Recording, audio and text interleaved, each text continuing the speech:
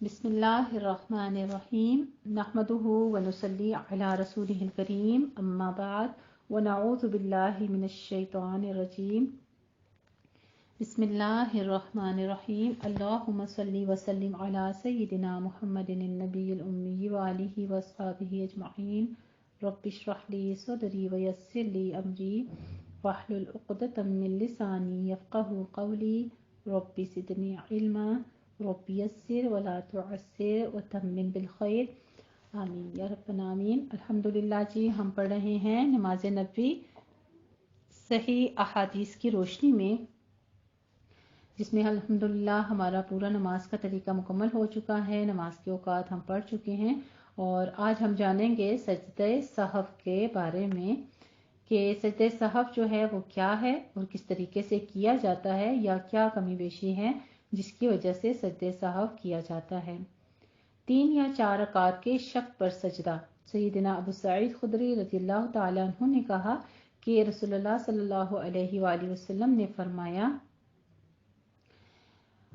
حدیث مبارکہ جو ہے عربی میں بھی ساتھ ہیں، وقت کی کمی کے باعث میں آپ کو صرف اردو میں بیان کرتی ہوں، ٹھیک ہے، تاکہ آپ آسانی سے اس کو سمجھ سکیں اور آپ کو سجدہ سہو کا مفہوم جو ہے، اس کا مقصد جو ہے اور اس کا طریقہ جو ہے وہ آپ کو معلوم ہو جائے۔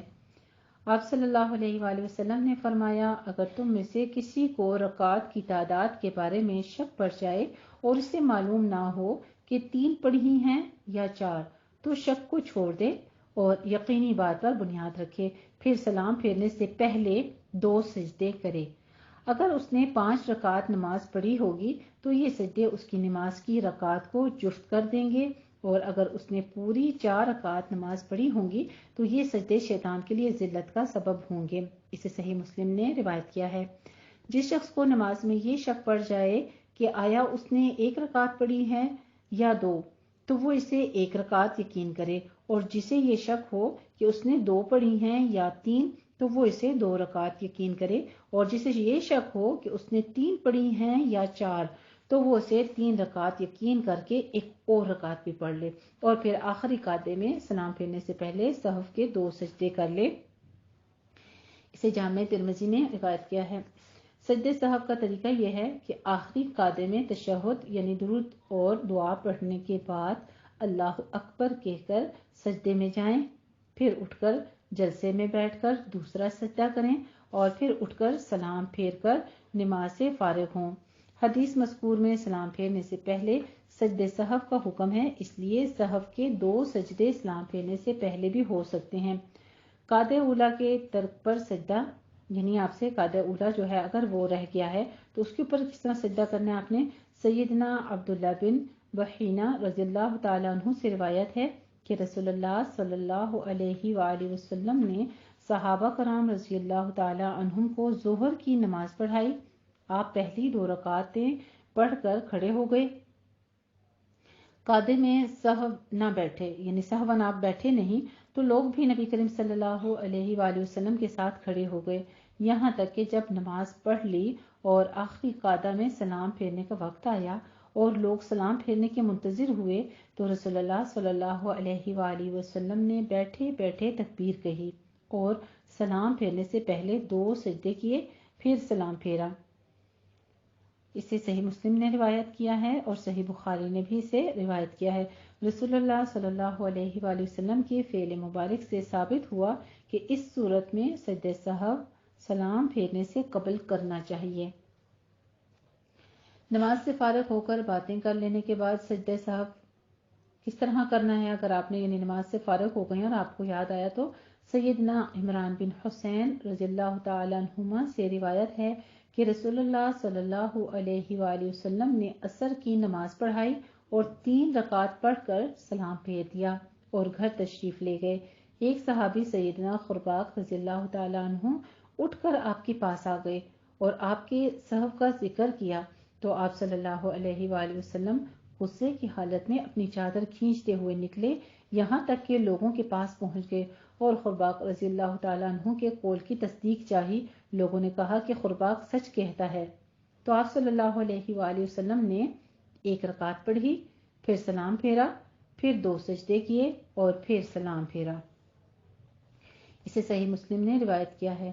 इस हदीस शरीफ से मालूम हुआ कि जो शख्स 4 रकात की जगह 3 पढ़कर सलाम फेर दे, फिर जब उसे मालूम हो जाए कि मैंने 3 रकात पढ़ी है, अपनी भूल का इल्म होने से पहले, ख्वाह वो घर भी चला जाए और बातें भी कर ले, तो फिर भी वो सिर्फ 1 रकात जो रह गई थी पढ़कर सजदे साहब करके सलाम फेरे। इसे सारी नमाजें पढ़ने की जरूरत नहीं है। और एक ये भी तरीका है, एक अमर मालूम हुआ कि नमाज में अगर सहवन रकात रह जाए तो वो रकात पढ़कर सलाम फेरे, उसके बाद सजदे सहव करे और फिर वो सलाम फेर कर नमाज से फारिग हो। 4 की जगह 5 रकात पढ़ने पर सजदा किस तरह से, यानी अगर आपने 4 रकातें पढ़नी थी, जैसे सुन्नत या फर्ज पढ़ने थे और आपने 5 पढ़ ली हैं, तो अब आप सजदा क्या करेंगे। सैयदना अब्दुल्ला बिन मसऊद रज़ियल्लाहु ताला अन्हु रिवायत करते हैं कि रसूलुल्लाह सल्लल्लाहु अलैहि वसल्लम ने जोहर की नमाज सहवन 5 रकात पढ़ाई। आपसे पूछा गया क्या नमाज में ज्यादती हो गई है, यानी साहबा कराम ने तजस्सुस किया कि रसूलुल्लाह क्या नमाज बढ़ गई है 1 रकात, अब और भी हम पढ़ा करेंगे। आप सल्लल्लाहु अलैहि वसल्लम ने फरमाया क्यों। साहबा कराम रज़ियल्लाहु ताला अन्हुम ने अर्ज किया कि आपने जोहर की 5 रकात पढ़ाई हैं। तो आप सल्लल्लाहु अलैहि वसल्लम ने सलाम के बाद 2 सजदे किए और फरमाया मैं भी तुम्हारी मानिंद आदमी हूँ, मैं भी भूलता हूँ जैसे तुम भूलते हो, लिहाजा जब भूल हो जाए तो मुझे याद दिला दिया करो। देखिए हमारे प्यारे नबी करीम सल्लल्लाहु अलैहि वसल्लम की सीने की वुसअत देखिए, गलती हुई फौरन एतराफ किया, किसी बात में कोई तकब्बर नहीं, किसी बात में कोई बड़ाई नहीं कि मैं नबी हूँ, तुम किस तरह होकर मुझे यानी किसी चीज़ की आगाही करते हो या मेरी गलती बता रहे हो, फौरन उस चीज़ की। तो हमारे लिए सुन्नत के जो प्यारे प्यारे से तरीके हैं ये हमारी ज़िंदगी को आसान कर देते हैं। अल्हम्दुलिल्लाह अगर हम इनको गौर से सुने, गौर से पढ़ें। बात तो नमाज का जिक्र है, लेकिन अमल हमें कितना खूबसूरत यहाँ पे मिलता है। जैसे एक सहाबी ने कहा और उसके बाद आप सल्लल्लाहु अलैहि वसल्लम कितनी खूबसूरती के साथ उसको कहते हैं कि मैं भी तुम्हारी तरह का इंसान हूँ, जहाँ गलती हुई भूल चूक हो गई तो मुझे याद दिला दिया करो। इसे सही बुखारी ने रिवायत किया है। सजदे साहब सलाम से कबल या बात करने का जिक्र तो अहदीस में आप मुलाहिजा फरमा चुके हैं, लेकिन सिर्फ एक ही तरफ सलाम फेर कर सजदा करना और फिर अत्तहियात पढ़कर सलाम फेरना सुन्नत से साबित नहीं है। अगर मुक्तदी से नमाज में कोई भूल चूक हो जाए और शुरू ही से वो इमाम के साथ जमात में शामिल है तो उसके लिए सजदे साहब नहीं है, बल्कि उस पर इमाम की इक्तिदा वाजिब है। लेकिन मसबूक यानी जो बाद में जमात में शामिल हुआ हो वो अपनी नमाज का फौजशुदा हिस्सा पूरा करने के बाद सजदे साहब करे। इसी तरह अगर किसी ने 4 रकातों वाली नमाज की आखिरी 2 रकातों में या सिर्फ एक ही रकात में भूले चुके या अमदन एक चंद जो थी हरकत आयात वगैरह जो थी या कोई सूरत पढ़ ली है तो उसके लिए सजदे सहव मशरू नहीं है, बल्कि रसूलुल्लाह सल्लल्लाहु अलैहि वसल्लम के अमल मुबारक से साबित है कि आप सल्लल्लाहु अलैहि वसल्लम जोहर की आखिरी 2 रकात में भी सूरह फातिहा के साथ कोई दूसरी सूरत पढ़ लिया करते थे। मजीद बरआं आपने इस अमीर की तारीफ फरमाई है जो अपनी नमाज की तमाम रकात में सूरह फातिहा के बाद कुल हुवल्लाहु अहद पढ़ता है, यानी सूरह इखलास पढ़ता है। अगर किसी ने भूलकर रकू या सजदे में कुरान की किराअत कर दी तो उसके लिए सजदे साहब करना ज़रूरी है, क्योंकि रकू और सजदे में किराअत कुरान जायज़ नहीं है। ठीक है, याद रखना इस बात को। इसे सही मुस्लिम ने रिवायत किया है कि अगर सजदे में या रकू में आप कुरान मजीद की कोई आयत तिलावत करना शुरू कर देते हैं तो वो जायज़ नहीं है।